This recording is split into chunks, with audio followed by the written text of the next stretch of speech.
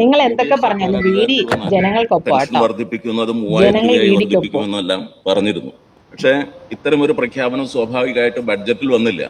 Sir, Indira guarantee ആയിട്ട് ഞങ്ങൾ തെരഞ്ഞെടുപ്പിന് മുൻപും തെരഞ്ഞെടുപ്പിന് ശേഷവും 6 പ്രധാനപ്പെട്ട പദ്ധതികളാണ് പ്രഖ്യാപിച്ചിട്ടുള്ളത്. അതിലൊരു പദ്ധതിയാണ് സാമൂഹ്യ സുരക്ഷാ പെൻഷൻ 3000 രൂപയാക്കി വർദ്ധിപ്പിക്കുമെന്നുള്ളത്. സർ, അതിൽ ആദ്യ ഗ്യാരണ്ടികൾ 2 KSRTCയിലെ സ്ത്രീകളുടെ സൗജന്യ യാത്ര ആദ്യ മാസത്തിൽ തന്നെ നടപ്പാക്കി. ഒരു മാസം പോലും. രണ്ടാമത്തത് ഒരു വയോജന ഡിപ്പാർട്ട്മെന്റ് രൂപീകരിക്കുന്നുള്ളതാണ്. ഇന്ത്യയിൽ ആദ്യമായി കേരളത്തിലാണ് വയോജന ഡിപ്പാർട്ട്മെന്റ് ഈ സർക്കാർ അധികാരത്തിലെത്തി 1 മാസത്തിനകം പൂർത്തിയാക്കി. അതുപോലുള്ളൊരു വാഗ്ദാനമാണ് തീർച്ചയായിട്ടും. എന്തായാലും കഴിഞ്ഞ സർക്കാരിന്റെ കാലത്ത് 1600 രൂപയുടെ പെൻഷൻ 2500 രൂപയാക്കി വർദ്ധിപ്പിക്കും എന്നൊരു വാഗ്ദാനം ഉണ്ടായിരുന്നു. സാർ, അത് ആദ്യത്തെ 4.25 വർഷക്കാലം 1600 രൂപയിൽ നിന്ന് 1 രൂപ കൂട്ടിയില്ല.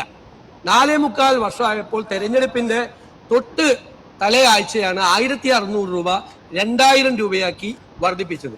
എന്തായാലും അത്തരം ഒരു കാലതാമസം ഈ 3000 രൂപയുടെ കാര്യത്തിൽ ഈ സർക്കാരിന്റെ ഭാഗത്ത് നിന്ന് ഒരു കാരണവശാലും ഉണ്ടാവില്ല. എത്രയും പെട്ടെന്ന് ജനങ്ങളോട് നൽകിയ വാഗ്ദാനം ഈ സർക്കാർ പാലിക്കുക തന്നെ ചെയ്യും.